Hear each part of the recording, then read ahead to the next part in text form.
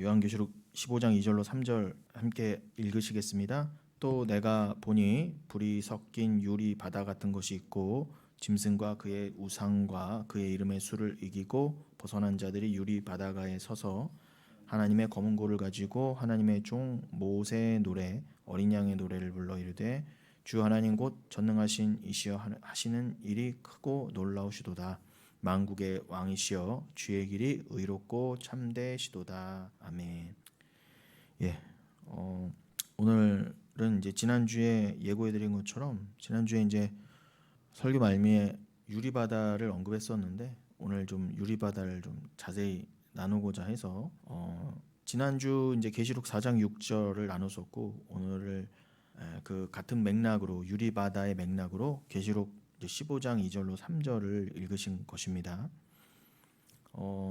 유리바다를 왜 언급하게 됐냐면 이제 우리가 나팔절을 이제 마무리하지 않았습니까? 그렇게 이제 나팔절을 잘 이해하기 위한 여러 개념들을 이제 함께 나누다가 우리가 이제 또 성경을 읽으면서 유의해야 될 것 중에 하나가 자꾸 이제 성경적인 개념과 그 성경에 나오는 이제 말씀들, 그 어휘들, 그 내용들을 자꾸 우리가 일반적으로 세상에서 생각하는 개념으로 국어사전적인 개념으로 혼동해서 단순히 세상의 잣대와 기준을 가지고 해석해서는 안 된다 하는 그런 또 내용을 나누었거든요. 뭐 이 내용은 성경을 읽으면서 내내 우리가 염두에 둬야 될 내용입니다. 성경 해석의 기본적인 방법이라고 해야 될까요? 놓치지 말아야 될 부분입니다.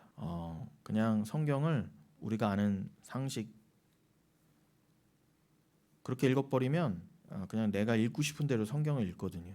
성령을 받은 자는 그럴 리 만무하지만 우리가 또 성경을 잘 모르다 보면은 또 그냥 이게 이 말씀이 지금 어떻게 해석돼야 되는 것인가, 그냥 내가 알던 지식으로 그냥 읽으면 되는 것인가, 그렇게 읽어서는 안 될 뿐더러 그렇게 읽다 보면 이제 여러 오류와 또 이제 해석의 빈약함, 가난함에 맞닥뜨리게 됩니다.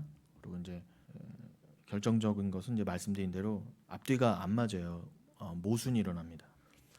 여러분, 우리는 개혁 신앙을 우리는 따르고 있습니다. 어거스틴도 얘기했지만 그 어거스틴의 정신, 그 계열이 쭉 이어져서 종교 개혁으로 이어진 거 아니겠습니까?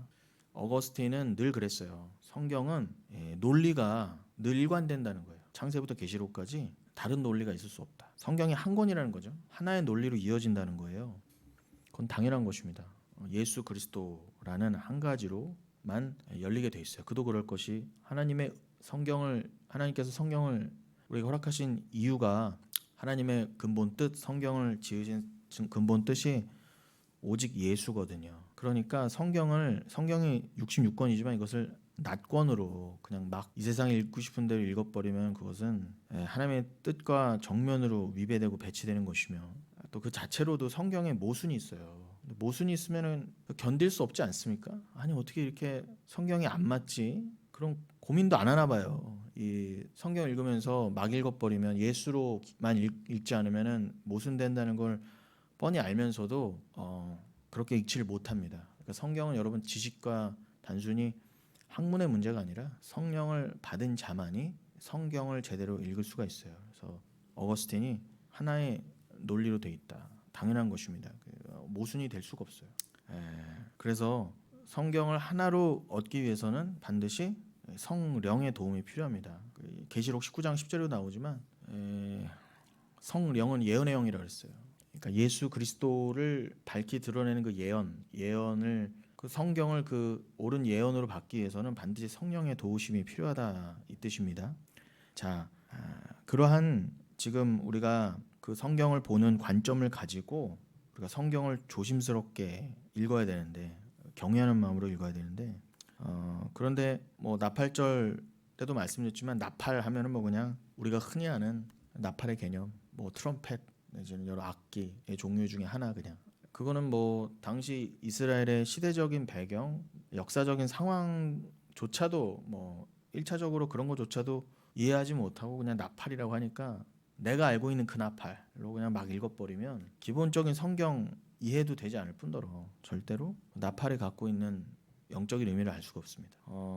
성경에 뭐 예를 들어 나팔하면은 구약부터 신약까지 모든 나팔이 다 하나로 연결되게 돼 있어요. 그 말은 성경은 모든 이 창조물의 대표 아닙니까? 그러니까 뭐 창조물의 대표라고 해야 될까? 이 창조물을 설명하는 창조의 근본을 설명하는 유일한 책이잖아요. 그렇기 때문에 성경에서 개념이 하나로 다 연결되는 것처럼 세상의 모든 만물도 그렇게 진리만으로 하나로 다 통일되고 연결될 수가 있습니다.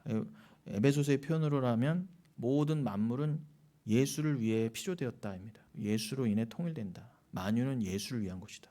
그러니까 쉽게 말하면 예수를 이해하고 깨달으라고 모든 만물을 피조하셨다는 거예요.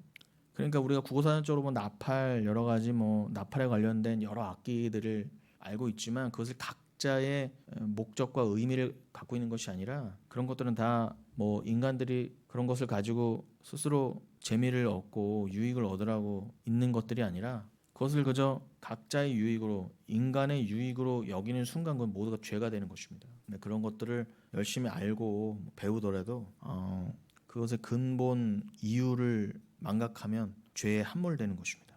그래서 이 나팔만 생각해도 자꾸 우리가 흔히 생각하는 성령을 받지 않는 사람들, 성경을 모르는 사람도 이해하는 그런 정도의 수준으로 자꾸 성경을 빗대어 읽어버리면 큰 오류가 나고요. 오류 정도가 아니라 이거는 목숨이 왔다 갔다 하는 일입니다. 그냥 뭐 알고 모르고의 문제가 아닙니다. 우리들의 구원과 직결되기 때문에 중요한 것이죠. 그래서 그러한 예 중에 하나로서 이제 유리바다를 이제 하는 맥락이에요. 예.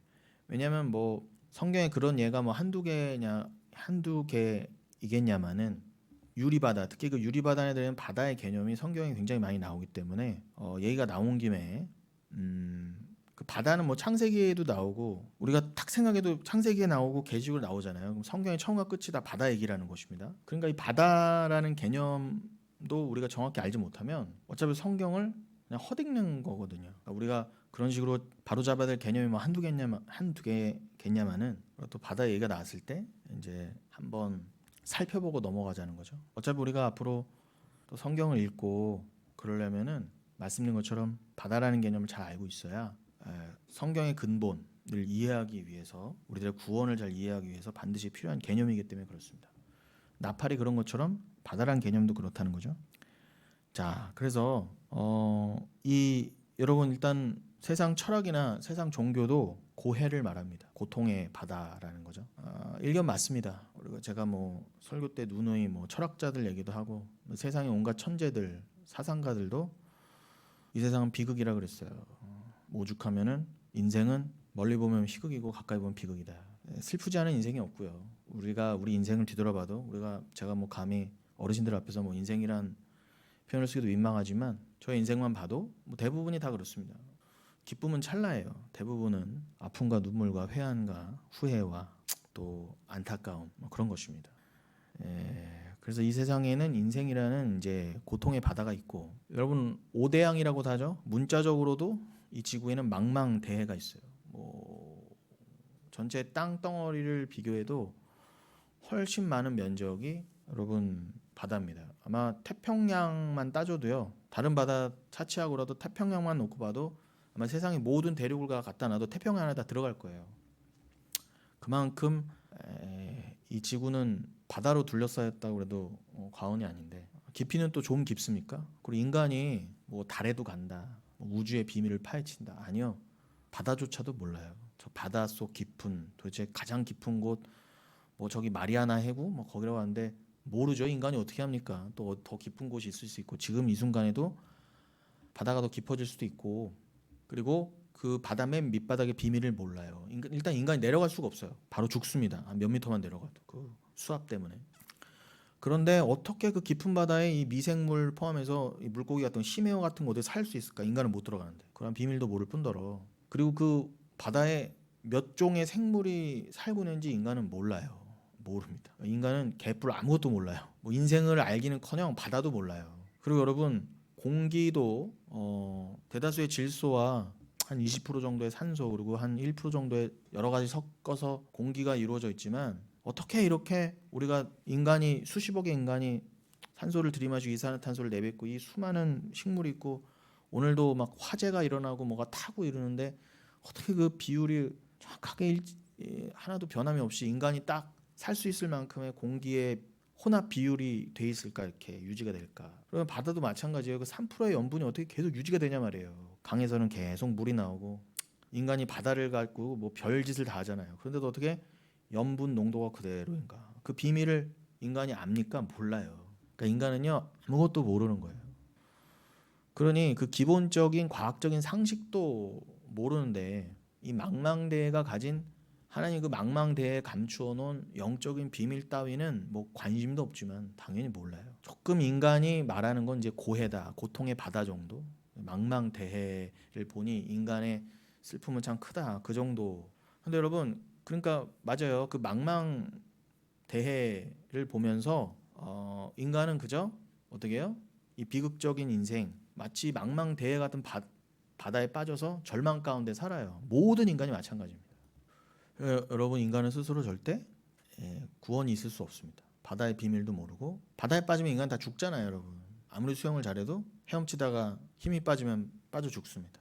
절대 바다와 친밀하지 않아요. 물에 몇 분만 잠겨도 죽습니다. 절망 그 자체예요, 바다가 상징하는 바. 그런데 여러분 지금 오늘 말씀 읽으신 것처럼 또 지난주에는 계시록 4장, 오늘은 계시록 15장 읽으신 것처럼 그 이 땅의 망망대해와 대조적으로 천국에는 유리바다가 있다고 합니다.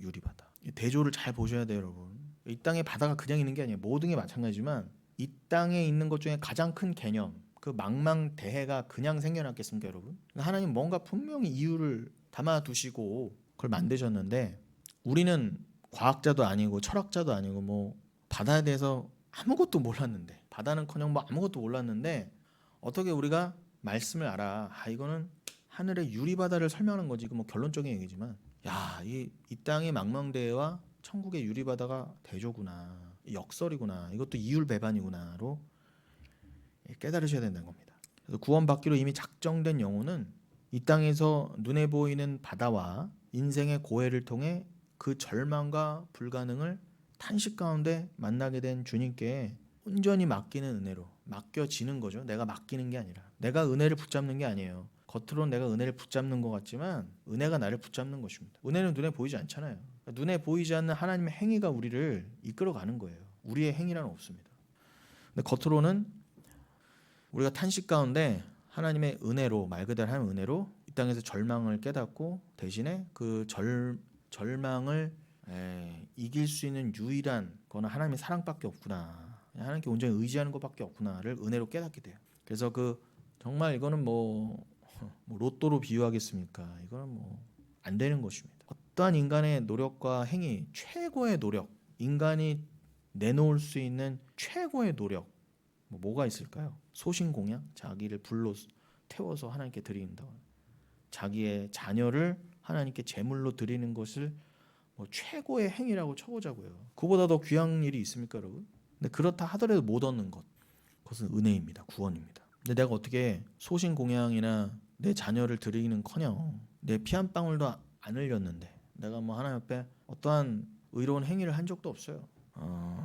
그저 나는 이 망망대해가 상징하는 바 이 인생의 고해 가운데 그저 나는 이 땅에 왜 태어나서 고생만 하다 가는가, 그렇게 죽을 뻔했는데 그냥 그 모든 절망과 탄식과 아픔을 하나님께 맡기게 된 은혜를 얻어서 이 땅에서 그 은혜로 이미 천국을 사는 거죠. 저희가 믿어지니까.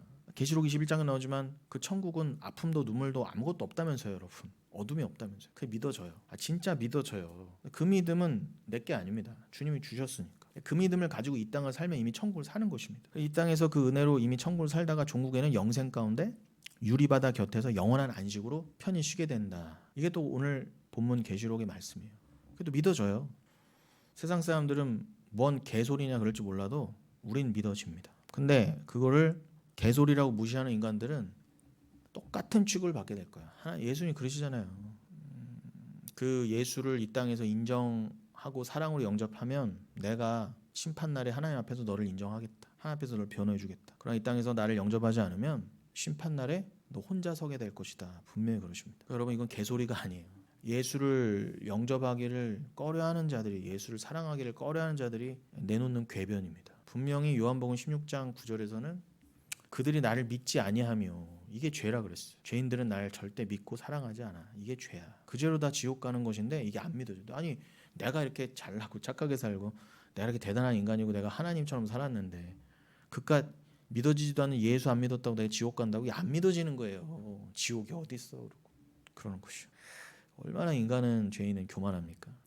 여러분, 계시록에는 유리바다가 4장과 15장에 제가 언급해드린 대로 그 요한계시록 4장과 6장에 그 한 번씩 언급이 됩니다. 자, 그런데 제가 어제 좀 유다서를 좀 밤에 좀 봤거든요. 근데 지금 제가 좀 전에 요한복음 16장 9절을 언급했잖아요. 죄에 대하여라 함은 그들이 나를 믿지 아니하며. 제가 유다서를 읽었던 기억이 나서 요거를 조금만 더 언급하고 넘어가겠습니다. 이거 뭐 당연한 말씀이고 우리가 늘 언급했던 요한복음 16장 9절이지만 성경 전체가 이 죄에 대한 얘기, 또 예수를 믿고 사랑하지 않음에 대한 심판에 대한 얘기, 또 그 예수를 믿고 사랑했을 때 구원에 대한 얘기밖에 없잖아요. 그러니까 뭐 성경 전체가 다 그 얘기인데 우리가 유다서는 잘 찾아보기가 쉽지 않지 않습니까? 잘 본문으로 예배 때 못 읽는 성경인데 또 계시록 바로 앞에 있어요. 유다서. 여러분, 이 유다, 이유다스라고 되어 있는데 헬라어로 이 유다는요, 뭐 가론 유다나 한때 그 시대에 유다라는 이름이 엄청 많았어요. 야곱의 넷째 아들 이름부터가 유다였죠. 근데 여기 이 유다서의 유다는 여러분 예수님의 친형제의 유다를 말합니다. 여러분 12제자 중에 야고보가 몇 명이죠? 세베대의 아들 야고보, 얄페오 아들 야고보 2명이 나옵니다. 근데 그 둘은 야고보서와는 관계가 없어요. 세베대의 아들은 사도 요한의 형제고요. 알페오의 야고보는 그 세베대의 야고보와 다른 인물인데 성경에선 큰 야고보, 작은 야고보로 합니다. 근데 그 야고보 둘은 12제자 중 야고보 둘은 또 야고보서하고는 관계가 없어요. 그럼 야고보서는 어느 야고보냐? 예수님의 친형제 야고보를 말하는 거예요. 그러니까 야고보서와 유다서는 예수님의 친형제들, 사도들이 지은 게, 그 12사도가 지은 게 아니라 예수님의 친형제들이, 근데 사도급이죠 다. 왜냐하면 예전에는 예수 그리스도를 안 믿었지만 그냥 저 육신적인 형, 요한복음 7장 같은 데 보면은 그 형제들이 예수님을 조롱하죠. 올라가라, 예루살렘으로 올라가라, 올라가서 좀 기적도 행하고 네가 메시아면은 좀 기적을 행해서 짠하고 너를 드러내서, 형을 드러내서 좀 가문에 도움도 되고, 그렇게 형님을 드러내므로 우리도 좀 유익을 얻자, 이런 식으로 형님을 조롱한 적이 있어요. 그때는 이들이 친형이지만, 혈육이지만 예수를 안 믿었습니다. 그랬다가 예수의 죽으심과 부활 이후에 예수를 육신적인 형님이 아니라 구세주로 영접하고 나서 예루살렘 교회의 큰 기둥이 되었습니다. 그래서 특히 그 형제 야고보는 여러분 헤롯 아그리빠한테 순교당해 죽잖아요. 그 헤롯 가문은 암튼 헤롯 대왕의 아들인 헤롯 안디바가 세례 요한을 죽이고, 그리고 헤롯 대왕의 손자인 헤롯 아그리빠 1세가 이 야고보, 형제 야고보를 죽여요. 죄송합니다. 저 중간 또 헷갈렸네. 그 헤롯 아그리빠 1세인데 죽은 자는 사도 야고보입니다. 사도 요한의 형제 사도 야고보. 사도 중에 12사도 중에 가장 먼저 순교한 자가 사도 야고보잖아요. 그는 이제 헤롯 아그리빠 1세인데 죽고, 사도 바울은 헤롯 아그리빠 2세에게 또 고난을 당하죠. 아무튼 그 헤롯은 참, 그런데 여러분 이제 헷갈리지 마실 것이, 그 헤롯에게 죽은 사도 야고보가 따로 있고 성경에 야고보서를 지은 또 야고보가 따로 있는데 그 야고보는 예수님의 친형제고, 그리고 제가 지금 언급하려고 하는 유다서의 유다도 12사도는 아니지만 예수님의 친형제 유다라는 겁니다. 그 유다서 1장 4절에 이렇게 돼 있어요. 이는 가만히 들어온 사람 몇이 있음이라. 그들은 옛적부터 이 판결을 받기로 미리 기록된 자니 경건하지 아니하여 우리 하나님의 은혜를 도리어 방탕한 것으로 바꾸고 홀로 하나이신 주제 곧 우리 주 예수 그리스도를 부인하는 자니라. 자, 여기서 가만히 들어온 사람 몇이 있습니다. 이게 이제 교회에 흘러들어온 거짓 것들을 말해요. 가라지들, 거짓 사도, 거짓 선지자, 거짓 성도들을 말합니다. 비진리들을 말해요. 구체적으로는 지금 이 유다서는요, 내내 영지주의자들을 지금 배격하고 있거든요. 당시로 치면 영지주의자를 말하는데, 뭐 영지주의자들이 그때만 있었습니까? 모양을 좀 달리해서 지금의 모든 이단들은 다 영지주의 계열이라고 보시면 돼요. 기독교 이단들은.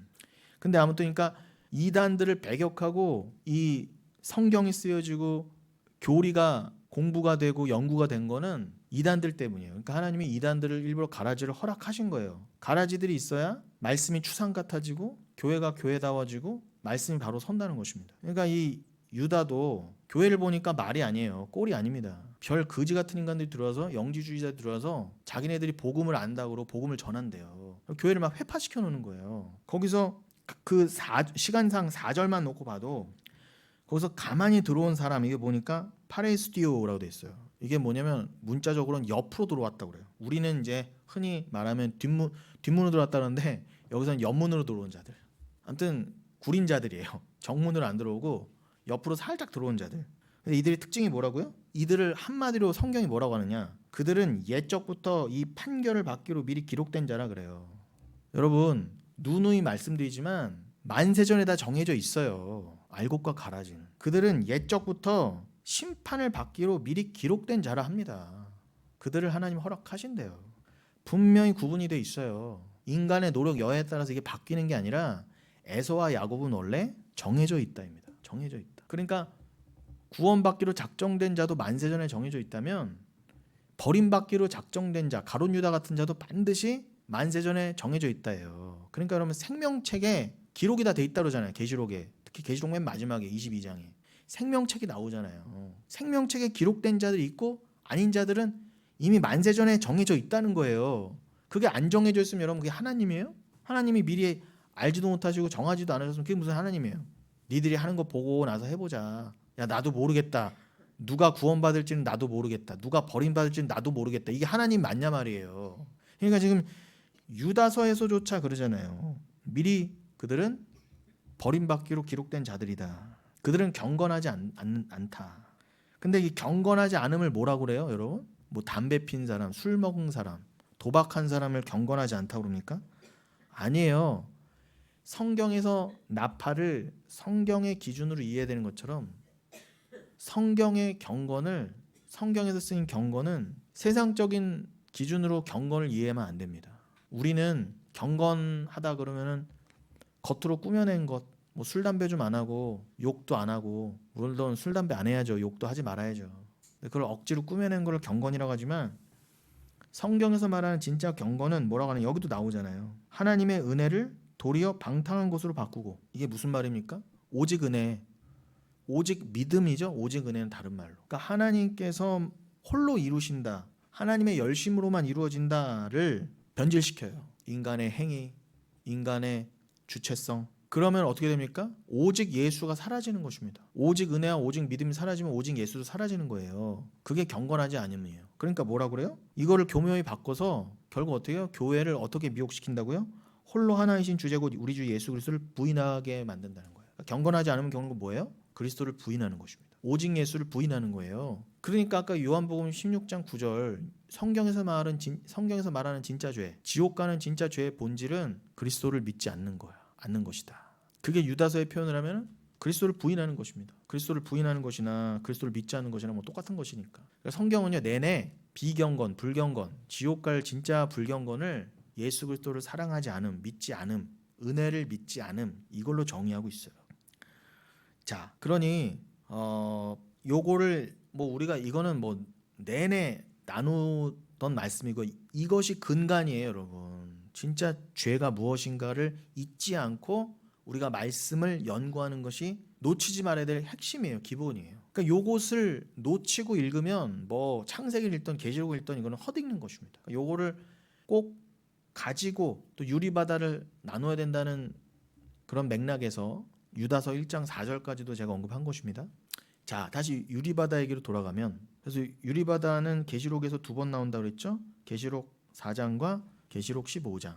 자, 계시록 4장 6절을 제가 다시 읽어드릴게요. 보좌 앞에 수정과 같은 유리바다가 있고 보좌 가운데와 보좌 주위에 4 생물이 있는데 앞뒤에는 눈들이 가득하더라 이렇게 되어 있습니다. 자, 보좌, 하나님의 보좌 그리고 그 앞에 유리바다가 있어요. 그리고 하나님의 보좌 주변에는 4 생물이 있습니다. 그 앞뒤로 눈들이 가득하더라. 감찰하는 눈이죠. 자, 그럼 계시록 15장 2절로 3절 오늘 본문이죠. 한 번 더 읽어볼게요. 또 내가 보니 불이 섞인 유리바다 같은 것이 있고 짐승과 그의 우상과 그의 이름의 수를 이기고 벗어난 자들이 유리바다가에 서서 하나님의 검은고를 가지고 하나님의 종 모세의 노래 어린 양의 노래를 불러 이르되 주 하나님 곧 전능하신 이시여 하시는 그 일이 크고 놀라우시도다. 만국의 왕이시여 주의 길이 의롭고 참되시도다. 자, 불이 섞인 유리바다가 언급되고요.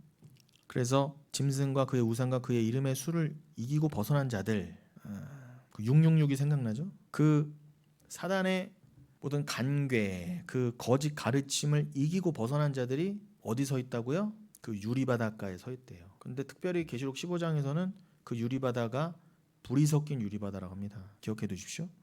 그리고서는 그 유리바닷가에 서서 승리한 자들이 승리의 노래로서, 승리의 포효로서 뭘 부른다고요? 모세의 노래를 부른대. 모세의 노래는 어디 나와요, 여러분? 출애굽기 15장에 나오잖아요. 출애굽기 15장이 어디입니까? 홍해바다 건너고 난 직후에 나오는 장면이잖아요. 다 건너고 나서 백성들이 홍해바다 건너편에서 건너고 나서 애굽의 그 병사들이 다 수장돼서 죽은 걸 보고 나서 하나님께 모든 찬송과 영광을 돌리던 그 장면, 그게 그 유명한 모세의 노래잖아요. 이거를 여러분 계시록 15장, 이것도 대단한 참 이 짝이죠.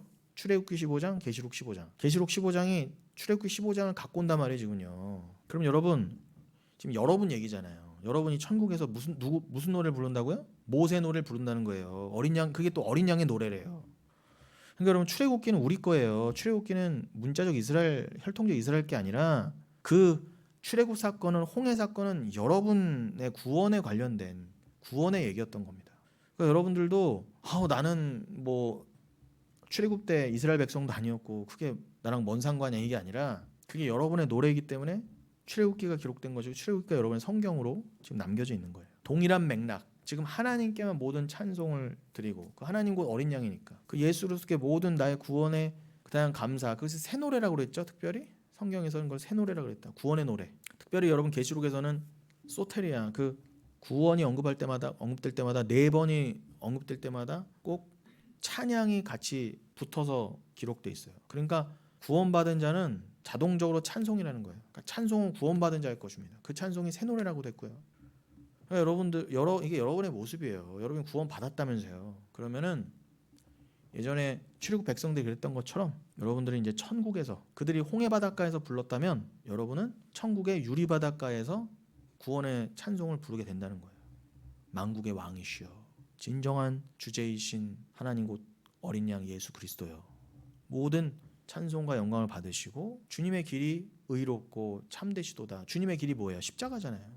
그것만이 의롭고 참되시도다. 여러분이 알고 있는 그 구원의 내용을 여러분 영원토록 천국의 유리바닷가에서 부른다는 것입니다. 그 천국의 유리바다란 그 재질이 문자적 유리라는 것이 아닙니다. 오징어 게임 보셨어요? 오징어 게임 중에 곧 시즌 2가 나오는데 저는 오징어 게임도 굉장히 재밌게 보고 굉장히 많은 인사이트를 받았어요. 여러분 웬만하면 보십시오. 그 뭐 세상 드라마다 해서 뭐 터부시하지 마시고 성경을 알고 보면 너무 재밌어요. 다 보여요, 진짜. 그래도 정말 많은 얘기들이 들어가 있습니다. 특히 그 황동혁 감독을 제가 되게 좋아하는데 그 사람이 예전에 남한산성이라는 영화를 또 만들었어요. 저는 또 남한산성을 이제 오징어 게임보다 더 저는 치는데 사실 이제 숨겨진 명작이죠. 사람들은 이제 남한산성보다도 이제 오징어 게임을 그 사람의 대표작으로만 알고 있는데, 근데 여러분 그 오징어 게임 얘기가 나왔었는데 오징어 게임의 맨 마지막이 어떻게 끝납니까? 그 부자가 이정재 씨하고 내기를 걸잖아요. 부자가 죽어가면서 내기를 겁니다. 저기 그지가 있어요. 그게 보니까 딱 여의도 그 IFC 옆에서 찍은 것 같더라고요. 저는 여의도를 잘 아니까 딱 보니까 거기서 찍었어, 장면을. 보니까 그지가 한겨울에 있어요. 저 그지를 사람이 도와줄까 안 도와줄까. 근데 이 부자는 안 도와준다에 걸고 주인공은 누군가는 도와준다에 걸어요. 근데 그래서 나중에 감독의 인터뷰를 들어보니까 제가 늘 말씀드리지만 그 감독이 여러분 서울대 나왔어요. 황동혁 감독이 똑똑한 사람입니다. 근데 그 천재들이 봤을 때 이 세상은 비극이야, 비극. 답이 없어. 오징어 게임으로 이 세상을 잘 풀어놨어요. 오징어 게임 하나에 인생이 다 들어가 있어요. 이 세상이 다 들어가 있어요. 절망이에요. 근데 이 감독도 이 세상은 분명히 절망이다, 답이 없다. 그런데 예수란 답이 없으니까 뭔가 답을 내놔야 되잖아요. 그러니까 히브리어가 어떻게 해요? 인간의 윤리 도덕, 그 양심에 빗대어서 내가 기대는 안 하지만 영화가 어떻게든 결론은 내야 되잖아요. 그 감독이 진짜 인터뷰한 걸 제가 들은 거예요. 확신을 할 수 없지만 마지막만큼은 내 인간적인 바램을 넣었다 그래요. 뭐예요? 그래도 이 세상에선 좀 희망이 있다. 여러분 이 세상에 희망이 뭐가 있어요? 예수 빼고는. 절망이니까 예수가 오신 거예요, 여러분. 이 세상에 희망이 있으면 예수가 오실 필요가 없습니다. 예수가 왜 오셨다고요? 여기는 절망 그 자체여서 그런 거예요. 이거를 근데 인본주의가 이해를 못해요. 당연하죠. 성령이 없으니까. 그러니까 예수를 빼놓고 뭔가 답을 줘야 되는데 어떻게 그 인간에게서 찾아요. 인간이 도와줄 것이다. 근데 여러분 오히려 그 부자가 세상을 잘 봤어요. 그 부자가 오히려 세상을 잘 관조했단 말입니다. 이 세상은 답이 없어. 저거 안 도와준다. 물론 나중에 감독의 그 희망이 투영돼서 누군가 와서 도와주는 장면은 끝나지만 그건 말 그대로 감독의 욕심이었고요. 그리고 와서 도와준다 한들 그 그지가 천국 갈 수 있어요? 돈 몇 푼 준다고 천국 갑니까? 안 되잖아요.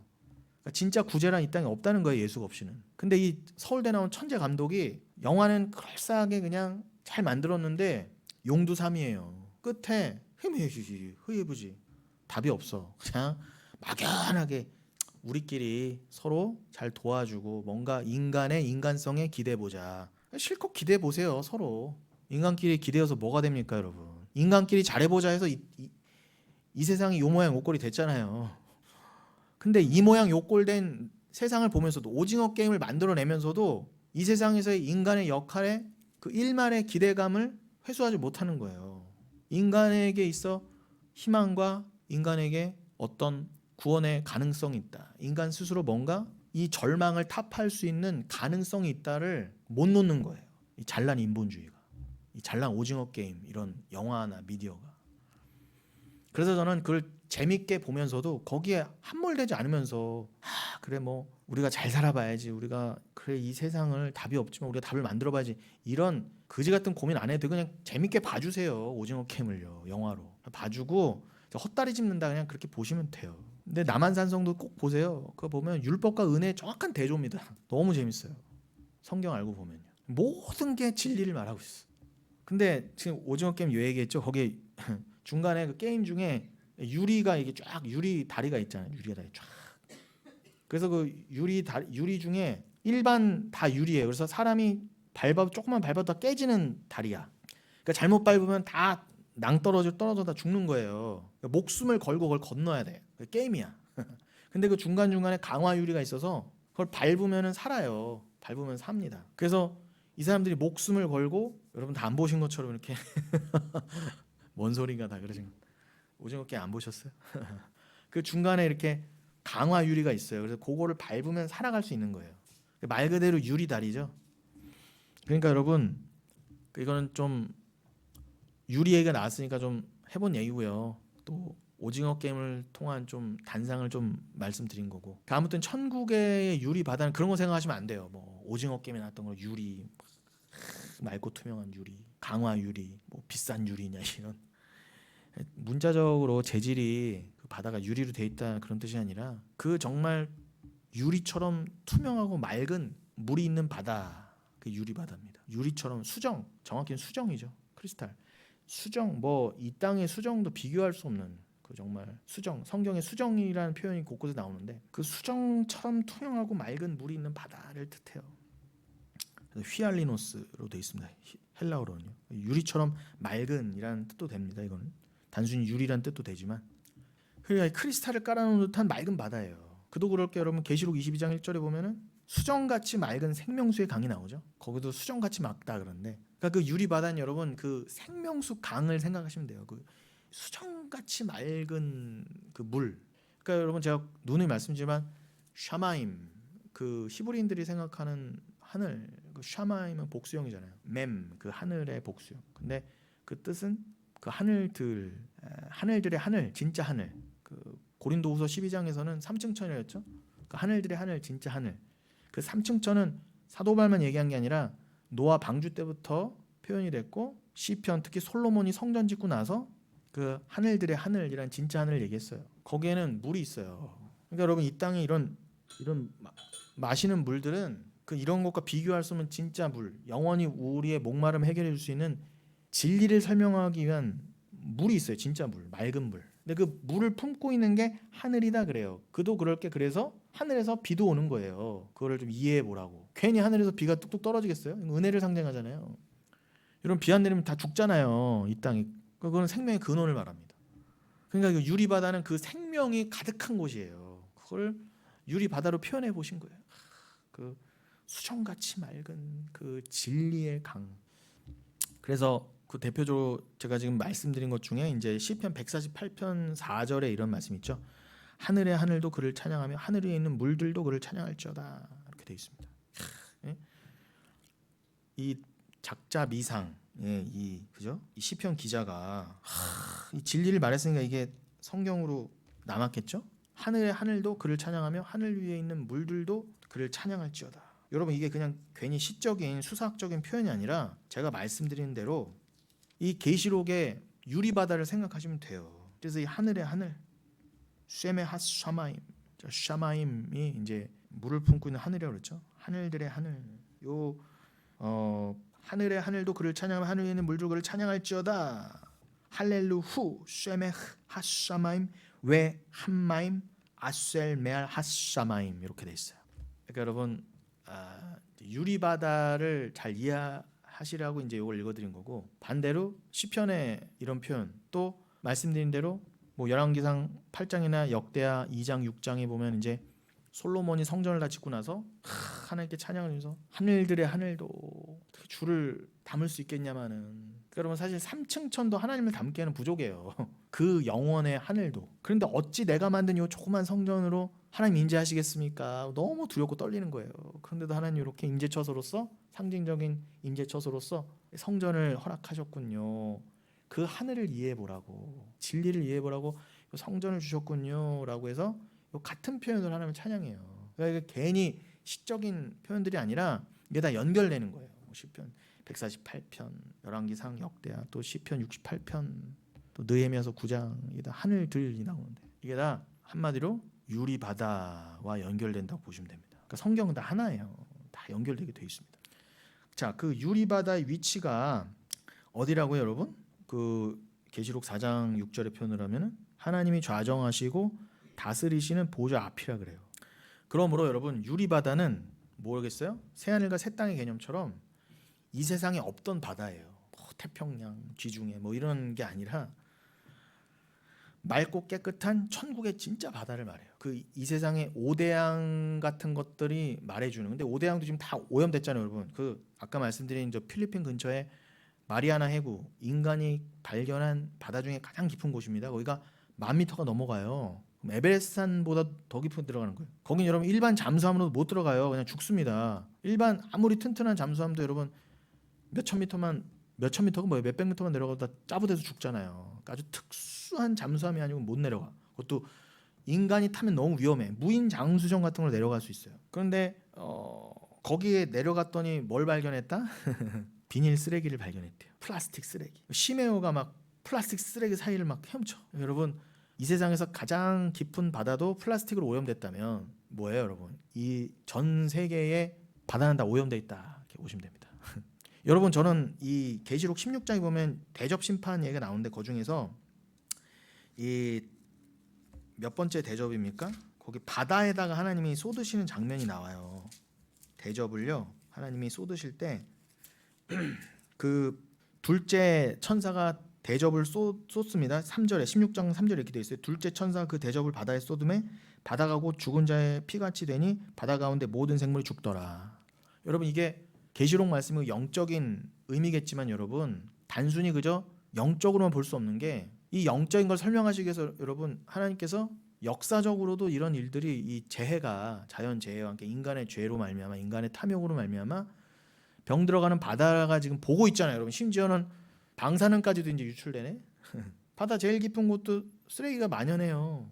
여러분 태평양에는요 한반도에 몇 배나 큰 쓰레기 섬이 돌아다닌대. 이렇게 돌아다니. 분명히 지도에는 안 잡히는데 한반도보다 몇 배 큰 쓰레기 더미가 이렇게 돌아다니는데 이렇게 태평양을 이렇게 순회한대요. 여러분 끝났습니다. 제가 보기엔 끝났어요. 제가 보기엔 이 대접 심판이 생각이 나요. 하나님 대접을 바다에다 부으신 하나님이 이 자연재해를 통해서 하나님의 진노를 깨닫게 하시는 거죠. 그러니까 여러분 이 세상의 바다는 카오스, 어떤 망망대해, 고난의 인생을 상징함과 동시에 말 그대로 더러운 바다잖아요. 도저히 인간의 힘으로는 여러분 인간의 구원은커녕 바닷물도 다시 이제 못 되돌려요, 여러분. 여러분 뭐 인천 앞바다 가서 뭐 물장구 치고 놀 이제는 못 해요. 그 오염된 바다에서 죽습니다, 잘못하면. 그런데 유리 바다는 그럼 뭐라고요? 그러한 죽은 바다하고는 이건 뭐 비교할 수 없는, 아예 이 땅에 없던 바다, 그 진짜 바다, 참 바다를 의미해요. 유리 바다는 천국에만 있는 바다. 계시록 21장 1절 읽어드릴게요. 또 내가 새 하늘과 새 땅을 보니 처음 하늘과 처음 땅이 없어졌고 바다도 다시 있지 않더라. 이렇게 되어 있습니다. 문자적이고 한시적이며 극히 작은 모형적인 그 예표적인 세상 바다가 사라져 없어지고 대신에 유리 바다가 있는 셈이에요. 여러분, 새 하늘과 새 땅에는 여러분 처음 하늘과 처음 땅이 뭐예요? 옛 하늘과 옛 땅이 뭐예요? 창세기 때 지어진 것들이 옛 하늘과 옛 땅이잖아요. 지금 여러분 눈에 보고 계시는 거, 우주 만물을 다 포함해서 그게 다 없어지고 사라진대요. 그러니까 여러분, 우주가 아무리 커도 새 하늘과 새 땅에 비하면 아무것도 아닌 거예요. 다 없어져야 되는 거예요. 이거는 우리는 저기 태양계 끝은커녕 달에도 못 가봤는데요. 그러니까 거기가 새 하늘과 새 땅이 이런 거 없어요. 다 없어져요. 뭐 달 정도가 아니라 태양 다 없어집니다. 그리고 뭐라 그래요? 덧붙여서 당연하죠. 바다가 어디 있어요. 바다도 다시지 않더라. 단순히 문자적으로 바다가 없어졌다 정도가 아니라 뭐예요? 그 바다가 상징하는 뭐 없어졌다는 거잖아요. 인간의 죄, 또 그러한 죄악을 상징하는, 저주를 상징하는 바다가 다 없어지고. 그도 그럴 게 오늘날 오염된 바다만 봐도 그건 저주예요. 더 이상 바다가 인간에게 풍요를 주지 않아요. 쓰레기만 내놓는단 말이죠. 쓰나미만 오고. 그런데 천국에는 어떻게 해요? 이제 유리 바다가 있다는 거죠. 그런 이 세상의 망망대가 상징하는 그런 문자적인 바다를 포함한 죄와 혼돈과 저주의 상징인 바다가 없어짐과 동시에 그 새하늘과 새 땅에는 대신에 뭐가 있다고요? 유리 바다가 있다. 그러면 여러분, 이 온전한 하나님 나라, 하늘나라의 유리 바다는 무엇일까요? 성경에서 바다 하면 뭐라고요? 제가 지금도 말씀드렸고 누누이 말씀드리지만 그것은 누누이 말씀드렸지만 심판과 저주, 카오스, 죄악의 근원 등을 의미합니다. 그러니까 한마디로 바다는 뭐다? 세상을 상징한다 할 수 있어요. 세상. 그래서 여러분, 그 계시록에서도 그 음녀가 있잖아요. 계시록 17장 18장에 나온 음녀가 어디 위에 있다고 그래요? 많은 물 위에 앉아 있다고 그러잖아요. 그 많은 물이 바다입니다. 바로. 여러분, 바다는, 많은 물은 세상을 상징하신다면 세상을 상징하는구나라고, 성경적으로는 그렇구나라고 이해하시면 됩니다. 그래서 그 바다가 물러가고 새 하늘과 새 땅을 상징하는 묻이 드러나는 것을 새 창조 또는 구원이라고 그래요. 여러분, 창세기 1장 셋째 날 기억하시나요? 셋째 날 창조. 하나님 보시기에 좋았더라. 셋째 날 뭔가 창조를 하시고 나서 셋째 날이 뭐였어요, 여러분? 그 전날 이 궁창으로 윗물과 아랫물 나눴는데 그 셋째 날 아랫물을 또 한쪽으로 몰아가게 하셔서 묻이 드러나게 하시고 물이 몰려간 곳을 바다랑 하셨잖아요. 묻이 드러났다. 이게 괜히 그런 게 아닙니다. 그리고 묻은 또 심했는 채소가 났어. 태양은 그 다음 날 창조됐는데 벌써 심했는 채소가 묻에 심겨서 났다는 건 뭐예요? 이 생명은 눈에 보이는 가시광선 태양으로 자라나는 게 아니라는 거예요. 뭐 광합성 이런 게 아니라는 거예요. 빛이 있으라 하셨던 그 원래 빛, 예수 그리스도를 상징하는 진짜 빛, 그 빛에 의해서 심했는 채소는 나게 돼 있어요. 그럼 씨는 뭐라고요? 제라, 씨는 바로 우리가 늘 나눴지만 갈라디아서 3장 6절도 그랬고요. 갈라디아서 3장 16절이죠. 바로 진리를 말해요. 말씀, 예수 그리스도를 상징하죠. 씨. 그러니까 씨가, 바다에서는 씨가 심길 수가 없어요. 그러니까 반드시 묻이 드러나야 돼요. 저주의 바다가 물러가고 묻이 드러나야 되는구나. 뭐가 또 연상되세요? 홍해 바다 갈라지고 묻이 드러났잖아요. 질퍽질퍽한 땅이 아니라 보송보송한 땅으로 그냥 걸어갔다고 그러잖아요. 그 괜히 하는 그런 기적을 보여주신 게 아니라 창세기를 기억하게 하신 거예요. 창세기를 기억하시면 꼭 뭐라고요? 계시록을 기억하게 하시려고. 이게 진짜 묻, 즉 새하늘과 새 땅, 거기에 심겨진 예수 그리스도라는 씨, 그리고 맺어진 우리라고 하는 열매, 우리라고 하는 구원의 열매, 그걸 설명하시려고 벌써 창세기 1장에서 셋째 날에 그렇게 묻이 드러나게 하셨구나. 그 새 창조를 설명하기 위해 펼치신 예창조라는 거죠, 한마디로. 그러니까 창세기의 그 예창조는요, 괜히 이렇게 해보신 게 아니라 제가 지금 설명드린 새하늘과 새 땅, 천국, 거기서 영원히 살게 될 여러분, 거기는 바다가 다시 없다면서요. 저주의 바다가. 정말 평화로운 묻에서 만물이 소생하고 그냥 모든 과실이 열리고 모든 곡식이 열리는 것처럼 그것들이 상징하는 바, 여러분이 그렇게 새하늘과 새 땅에 심겨서 영원히 사는 여러분, 구원의 열매 맺은 여러분을 상징하잖아요. 그래서 이 땅에서의 열매들, 식물학적인 열매를 통해 여러분이라고 하는 알곡을 우리가 깨달아 알았어야 하죠. 그러니까 이게 다 예표인 거예요. 창세기 1장에서 그렇게 하나님이 바다를 물러가게 하시고 뭇을 드러내신 거는 채소, 씨 맺는 채소, 그것도 반드시 씨 맺는 채소여야 돼. 씨가 있어야 돼. 씨. 그러니까 씨를 받을 수 있는 뭇 반드시 있어야 돼. 이게 바로 새하늘과 새 땅을 말하는 거구나. 우리의 구원을 말하는 거구나. 성경은 다 이 얘기였구나. 그러니까 새 창조를 설명하기 위해 펼친 예창조, 이거는 이따가 다시 언급을 시간상 이제 다음 시간에 또 언급을 해야 될 것 같은데, 그러니까 여러분 유리바다는 옛뱀, 그 사탄이 올라오던 그 바다와는 전혀 다른 바다예요. 말 그대로 이전에 없던 완전한 새 바다라는 것입니다. 그 옛 바다는 죄악된 세상을 상징하죠. 지형적으로 보더라도 오늘날 여러 나라들이 바다를 중심으로 모여있지 않습니까? 특별히 계시록 13장 1절에는 이렇게 돼 있어요. 내가 보니 바다에서 한 짐승이 나오는데 뿔이 10이요 머리가 7이라. 그 뿔에는 10왕관이 있고 그 머리들에는 신성 모독하는 이름들이 있더라.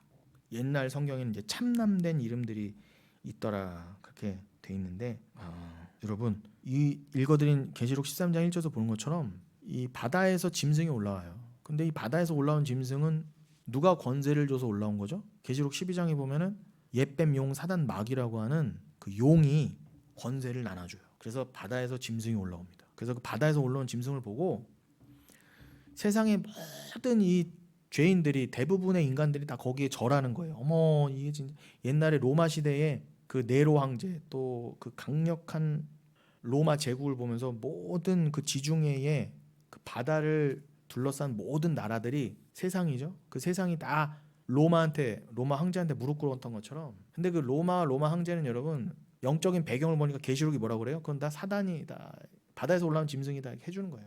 그러니까 저 로마 제국한테 힘을 준 거는 결국 사단이라는 거예요. 뱀이란 겁니다.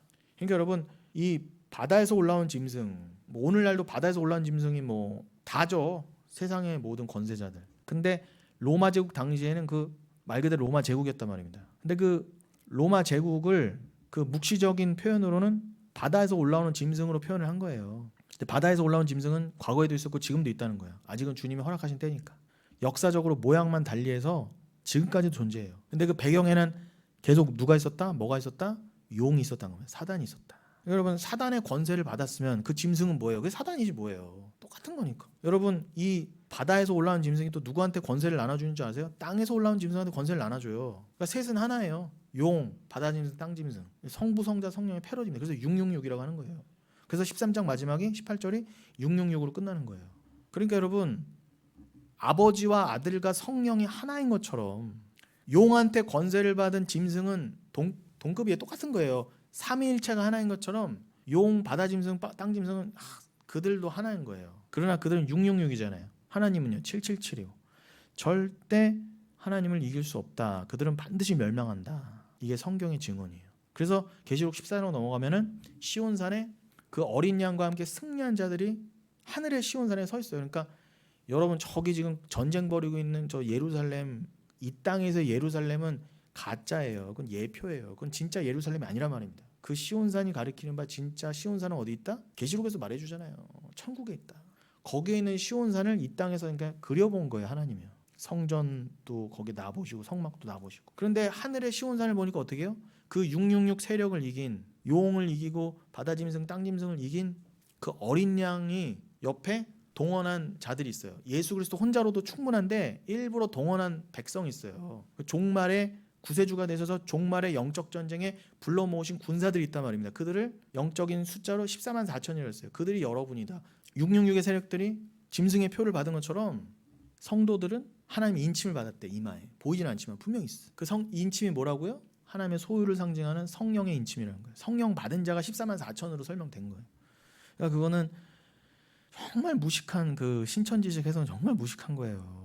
여러분 그건 상징적인 겁니다. 7장에 나오잖아요. 12지파에 12,000명씩. 이건 일부러 하나님이 하나님의 숫자, 아들의 숫자 12 곱하기 12, 구약의 숫자, 신약의 숫자로 해갖고 거기다 1000 곱해서 완전수이면서 군대의 숫자로 너희는 군대야. 이 말세지 말에 그리스도가 종말에 이 구원의 전쟁을 펼칠 때, 자기분의 전쟁을 펼칠 때 동원된 자들, 그들을 14만 4천으로 표현해 보신 거예요. 딱 문자적으로 14만 4천만 구원받는다는 뜻이 아니라 그들이 어디 서 있다고요? 그리스도가 동원해서요. 그 666 세력, 사단, 이 딱 바다에서 올라온 짐승, 또 그 바다 짐승한테 권세를 이어받는 땅에서 올라온 짐승들, 거짓 교사들, 이 가라지들, 그들을 다 이기고 천국에서 그리스도와 함께 서 있는 거예요. 어린 양과 함께. 근데 그들이 뭘 부르고 있다? 그들만 아는 노래를 부르고 있다. 그게 천국의 새 노래라는 거예요. 그럼 새 노래가 뭐겠어요, 여러분? 아까 말씀드린 것처럼 계시록 15장에서 유리바닷가에서 불렀던 그 노래 아니겠습니까? 그 찬양. 그 찬양이 또 뭐라고 해요? 어린 양의 노래. 근데 그 어린 양의 노래는 또 뭐라고 그래요? 모세의 노래. 아, 그렇구나. 성경이 이렇게 하나구나. 그러니까 여러분, 말씀을 마치겠습니다. 여러분들은 반드시 천국에 있는 유리 바다를 기억하시고 믿으시고, 여러분이 상상하시는 이 땅에서의 바다, 인천 앞바다, 월미도 이런 거 생각하지 마시고, 그 계시록 22장 1절에 다시는 바다가 있지 않겠고 라고 한 그 구절에 담긴 의미를, 죄송합니다. 계시록 21장 1절이죠. 22장 1절 다시는 바다가 있지 않겠고 라고 하신, 갑자기 헷갈렸지? 아, 이거는 늘 외우고 있던 건데 갑자기 헷갈렸습니다. 다시 바다가 있지 않겠고는 21장 1절이에요. 여러분 이건 반드시 외워두셔야 돼요. 그 21장이 거룩한 성 새 예루살렘, 그러면서 그렇게 이어지는 말씀의 첫 머리가 다시는 바다가 있지 않는다. 거룩한 성 새 예루살렘에는 그 얘기거든요. 그리고 22장 넘어가면서 아까 말씀드린 것처럼 수정같이 맑은 생명수의 강, 생명나무 이어지면서 계시록이 끝나는 겁니다. 그러니까 여러분 오늘 이 유리바다 말씀을 기억하시면서, 이 땅에서의 저주의 바다는 다시 있지 않고, 그 말은 뭐예요? 우리들의 저주는 완전히 물러갔다는 거예요. 여러분들이 이 땅에서 알았던 모든 고통과 눈물, 아픔, 그것들이 상징하는 바 여러분의 불가능함, 여러분들의 소망 없음, 이게 다 사라졌다는 거예요. 다시는 바다가 있지 않겠고라는 구절에 다 들어가 있는 거예요. 저주가 물러갔다는 겁니다, 여러분. 그도 그렇게 뭐라고요? 창세기 1장에서 물이 물러가고 묻이 드러난 것처럼, 홍해 바다가 갈라지고 묻이 드러난 것처럼, 새하늘과 새 땅이라는 그 진짜 무틀 상징한 거예요. 그러니까 여러분 이제는 여러분이 거기에 심겨질 수 있게 됐다는 겁니다. 그렇게 계시록을 이해하셔야 돼요. 이렇게 계시록 같이 나눠보지도 않고, 제가 계시록을 많이 언급해서 제가 이단 아닌가 그랬대요. 이전 교회에서도. 이게 진짜 어이가 없어 진짜. 이제 대거리할 가치도 못 느껴요. 힘도 빠져요. 계시록을 모르니까 무조건 터부시하고, 그러니까 신천지에다 넘어가는 거 아닙니까? 그러면서 저를 책 잡으려고 계시록을 제대로 말해주는 사람은, 교회에서도 정통으로 계시록을 가르쳐야죠, 이럴수록. 근데 계시록 그냥 단순히 언급했다고 많이. 저 이단 아닌가. 책 잡고 싶어서 뒷다리 잡고 걸고 넘어지는, 요즘도 그런가? 작년만 해도 그랬었다는 얘기를 들었는데 설마 요즘도 그러겠나? 좀 와서 물어보고 나눠보고라도 그런 얘기하면 참 제가 좀 말을 대거리를 하겠는데, 이건 너무 어이가 없습니다. 아무튼 여러분 천국에는 바다가 더 없다고? 나 바다 늘 동해 바다도 가고 그랬는데 천국에 바다가 없는, 이런 제발 수준 낮은 얘기하지 마시고 대신 천국에 뭐가 있다? 유리바다가 있어. 단순히 아름다운 바다가 있다가 아니라 그거는 보좌 앞에 여러분의 그 구원을 상징하는 바다. 다음 시간 말씀드리겠지만 그 성막과 성전에도 있었던 그 물두멍이 상징하는 바, 우리들을 깨끗하게 정결하게 씻는 그 물. 그리고 그 유리바다의 그 물은 뭐라고? 수정 같은 생명수 같은 거라고 했잖아.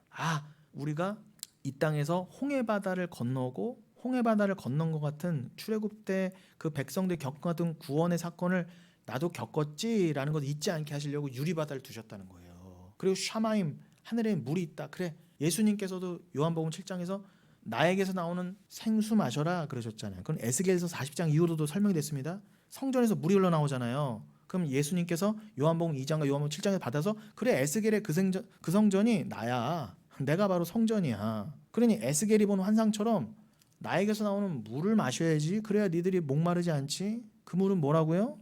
이런 에비앙 삼다수가 아니라 예수님이라고 하는 참성전, 그걸 배라고도 표현했습니다. 나오서 배, 가장 예수님의 깊은 곳에서, 지성소에서 나오는 그 물, 말씀 아닙니까? 진리 아닙니까? 그걸 마셔라. 천국에는 예수님 말한 그 물이 유리바다를 있구나. 그러니 그 유리바닷가에서 찬송을 부르지 않을 수가 없죠. 나를 구원하신 그 예수, 어린 양과 함께 서서 여러분 제발 성경을 그렇게 문자적으로 유치하게 해석하지 마시고 여러분 저주의 현실이 사라졌다. 지금 저주가 반드시 있잖아요. 실존이잖아요. 여러분 우리는 오늘도 늙어가고 병에 자유하지 않고 궁핍과 비천함에서 자유할 수 없습니다. 그러나 이미 그 저주가 물러갔다는 것 또한 진짜 현실이에요. 우리의 현실입니다. 눈에 보이진 않지만 믿음으로만 볼 수 있는 진짜 현실. 보이십니까?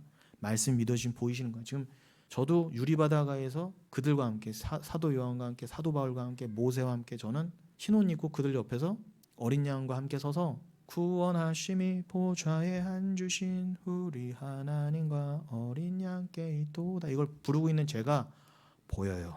진짜 보입니다.